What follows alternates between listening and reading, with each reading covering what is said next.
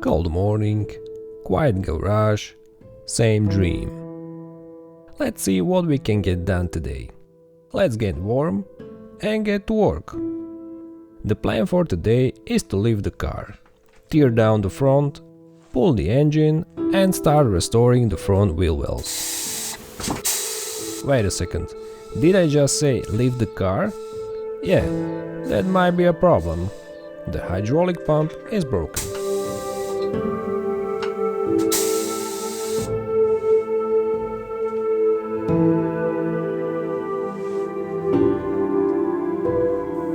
After a few hours of trying to fix the hydraulic pump, the car is finally in the air.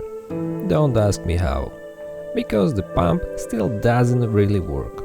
It's a piece of crap from Italy. And now I can finally move on to tearing down the front end.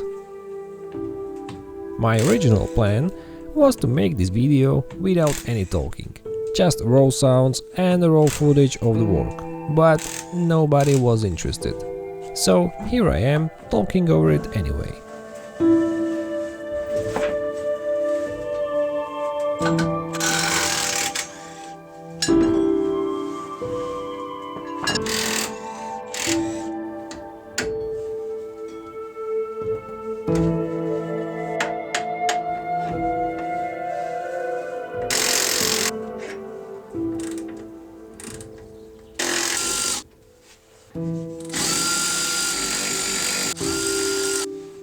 I have to take the front suspension apart piece by piece because it's pretty heavy and I don't have the tools to drop it all at once. And honestly, I'm not really the strongest person out there. So the knuckle, upper arm, lower arm and the spring with the shock are out. I'll repeat the same process on the other side and we'll be done here. Now let's move under the hood.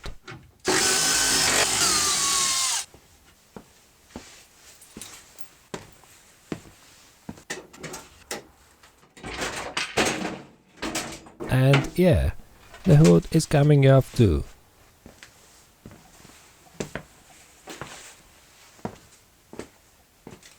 Oh, this is my precision engineered tool for hood support. Works perfectly. Next, I'm taking off the steering rack. This one actually comes from a Mazda MX-5.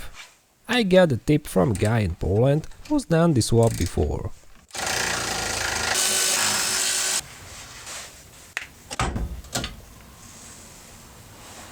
For a place that looks like a doghouse, I still have some decent options in here, like this little overhead crane I can use to hang the engine from. And for those of you watching from more civilized places, don't worry.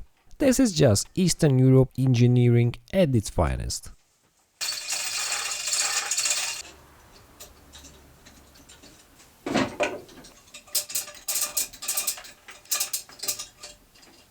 We'll take out this section of the exhaust and then disconnect the transmission from the power plant frame.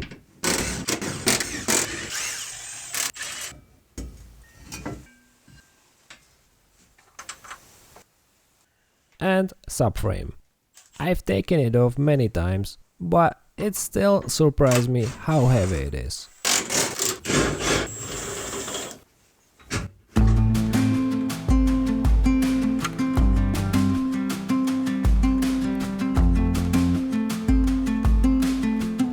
Finally, we are getting to the engine, the 1UZ 4-liter V8. The funny thing is, this engine has probably done more mileage just being pulled in and out of the car here in the garage than it ever did on the road. But still, it's a fairly simple task. 2 or 3 fingers are enough.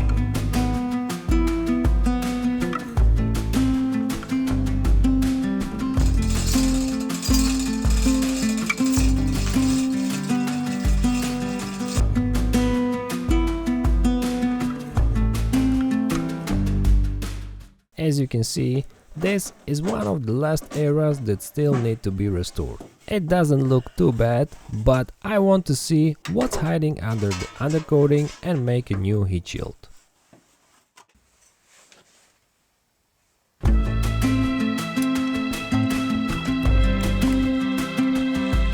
When I scraped it off, I found a bit of rust, but it's not bad at all. The rest of the car was much worse.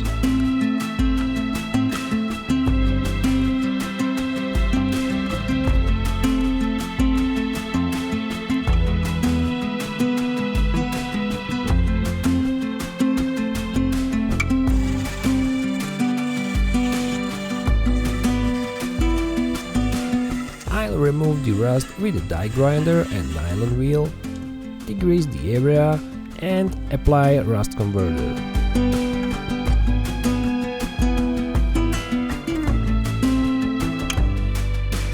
The other side is in slightly worse shape. You can clearly see the rusty areas on the surface with the naked eye. I don't like these rusty spots, because later they always turn into big holes.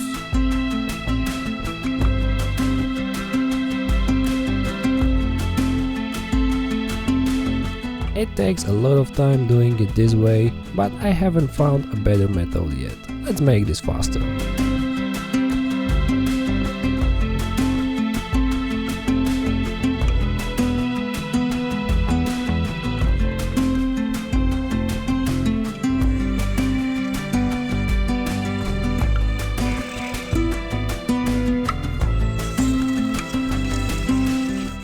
Some sanding.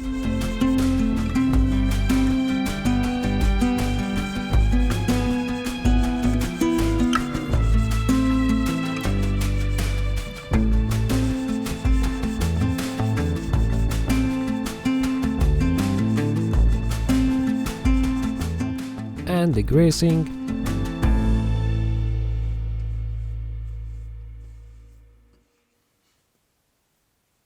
Look at how the rust converter changes color when it touches the metal, from white to purple. This reaction happens thanks to the tannins inside the converter. Once everything dried, we can put on the primer with brush. I know, it's not the most professional way, but in these conditions it doesn't make sense to spray it. This way I can be 100% sure I cover every little detail and I don't make a huge mess.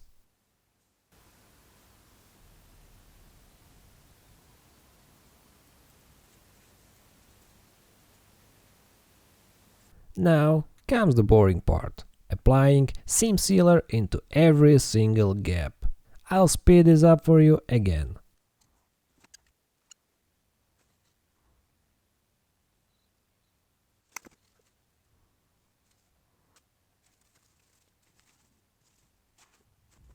And once again the brush, only this time with the proper color, yellow.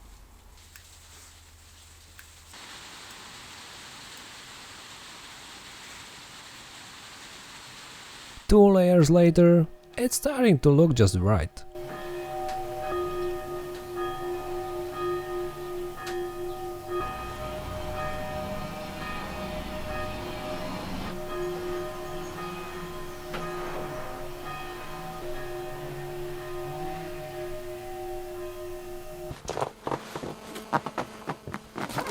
I'm not a big fan of heat. I remember that even in stock RX8, the floor would get really hot during normal driving, even though the exhaust runs on the right side of the transmission and I'm sitting on the left. So I decided to try and reduce at least some of that heat.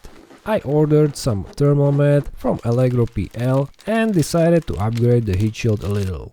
I've never done anything like this before, so I'm not completely sure how it will turn out, but I'm gonna try it anyway and see what happens.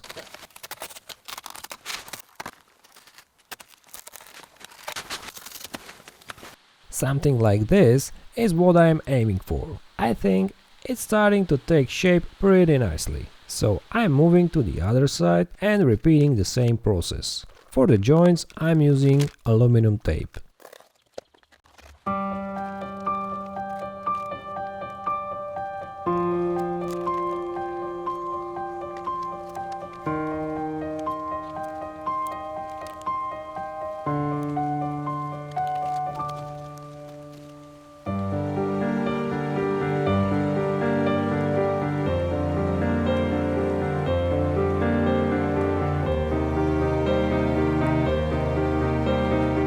And this is what it looks like. Only the last piece of the puzzle is missing now. Yeah, slightly restored original heat shield. No rocket science here, just sand it down and 2 layers of fresh zinc coating. For now, it looks like brand new.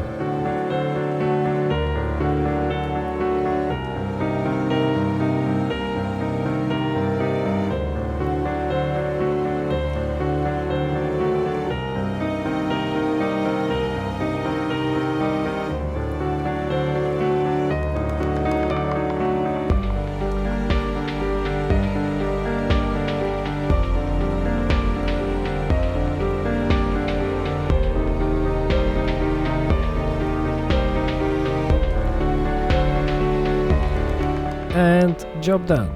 Now I can install the engine back in and put most of the things together. But that's a story for another episode. Thank you for watching and see you next time.